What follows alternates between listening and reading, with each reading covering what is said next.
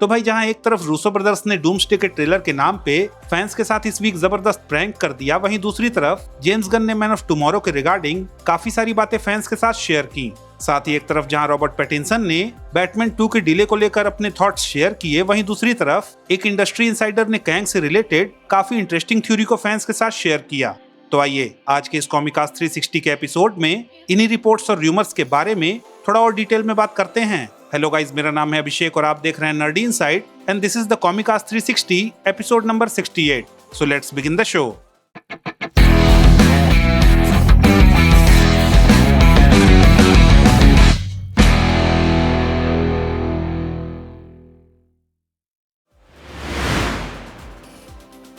अब भाई पिछले 5 दिनों में जब सबसे पहले रूसो ब्रदर्स ने एक क्रिप्टिक मैनर में लात्वियन फ्लैग के कलर को पोस्ट करते हुए उसमें आरडीजे और एसएक्सएसडब्ल्यू को टैग किया एंड देन उसके अगले दिन लात्वियन फ्लैग की इमेज को शेयर किया, तो ये रूमर्स फैलने लगी कि शायद रूसो ब्रदर्स लंदन में होने वाले एसएक्सएसडब्ल्यू में डूम्सडे के ट्रेलर को रिवील करेंगे। लेकिन भाई जब 2 जून को रूसो ब्रदर्स ने एक सरप्राइज की अनाउंसमेंट की तो उसके बाद तो फैंस ऑलमोस्ट 100% अश्योर्ड थे कि अब तो हमें डूम्सडे का ट्रेलर देखने को मिलेगा ही। पर भाई जब ये सरप्राइज सामने आया तो फैंस को सरप्राइज की जगह एक तरह का शॉक मिला, क्योंकि सरप्राइज बोलकर रूसो ब्रदर्स ने डूम्सडे के थीम पे बेस्ड एक कॉफी मेनू को रिवील कर दिया। अब भाई अगेन फैंस की एक्सपेक्टेशंस को देखते हुए ये उनके साथ एक तरह का प्रैंक ही था। पर भाई अगर सेंसिबली सोचा जाए तो स्पाइडरमैन ब्रांड न्यू डे के ट्रेलर के रिलीज होने के टाइम पे डूम्सडे के ट्रेलर को रिलीज करना एक तरह से ब्रांड न्यू डे की हाइप को ऑलमोस्ट किल कर देगा। सो मेरे हिसाब से अगर डूम्सडे का ट्रेलर आना भी है तो वो कॉमिक-कॉन से पहले तो नहीं आने वाला।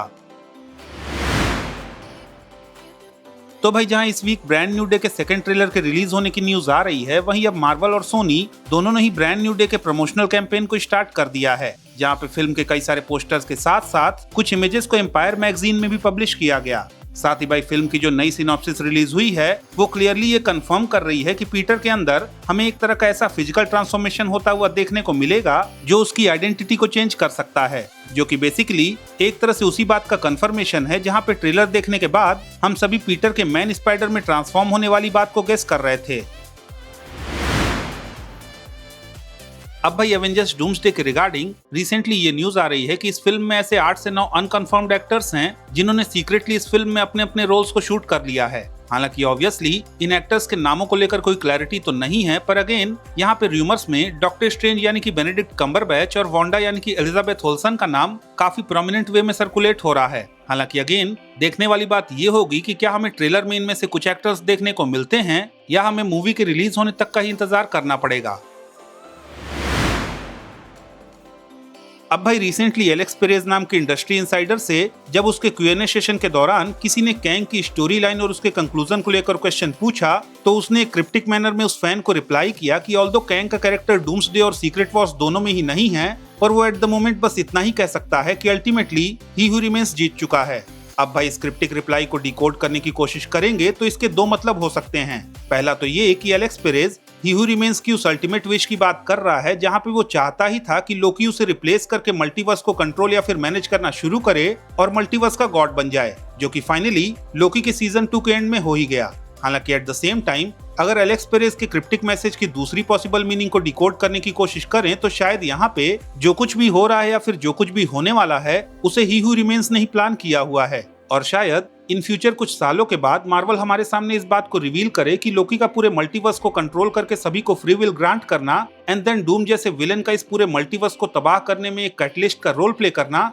सब कुछ ही हू रिमेन्स का एक वेल थॉट ऑफ प्लान था, जिसकी वजह से सभी यूनिवर्सेस खत्म होने के कारण उसके सभी वेरिएंट्स भी मारे गए और वो साइक्लिक बर्डन से मुक्त हो गया जहां पे उसे बार बार अपने वेरिएंट्स के बीच होने वाली मल्टीवर्सल वॉर को फेस करके जीतना पड़ता था, जिसके बाद वो डिजाइन करता था सीक्रेट टाइमलाइन जहां पे अगेन लोकी का वेरिएंट पकड़ा जाता था और ये पूरी कहानी फिर से रिपीट होती रहती थी। लेकिन भाई अब जबकि डूम इस पूरे मल्टीवर्स को खत्म कर देगा और सीक्रेट वॉर्स के एंड में रीड मोस्ट प्रोबेबली फ्रैंकलिन की हेल्प से ये पूरा मल्टीवर्स रीबिल्ड करेगा, तो शायद अब कैंग जो कि एक्चुअली कॉमिक बुक्स में रीड रिचर्ड्स का ही फ्यूचर डिसेंडेंट है उसके पास एक फ्रेश स्टार्ट करने का चांस होगा। अब भाई इस week Daredevil Born Again season 3 के सेट से विल्सन बेथल के बुलसाई का नया लुक हमारे सामने आ चुका है, जहां पे हम बुलसाई को उसके कॉमिक एक्यूरेट आर्मर में देख सकते हैं, जो कि ऑब्वियसली उसे चार्ल्स और वैलेंटीना ने ही दिया होगा जो अब तक ल्यूक केज को यूज कर रहे थे। साथ ही भाई जेसी पेरेज नाम के सेट फोटोग्राफर के अकॉर्डिंग डेयरडेविल बॉर्न अगेन के सीजन 3 में हमें इलेक्ट्रा भी देखने को मिलेगी और इनफैक्ट सीजन में at some point of time हमें बुलसाई और इलेक्ट्रा की एक फाइट भी देखने को मिलेगी, जो कि अगेन कॉमिक बुक्स में भी ऑलरेडी हो चुका है।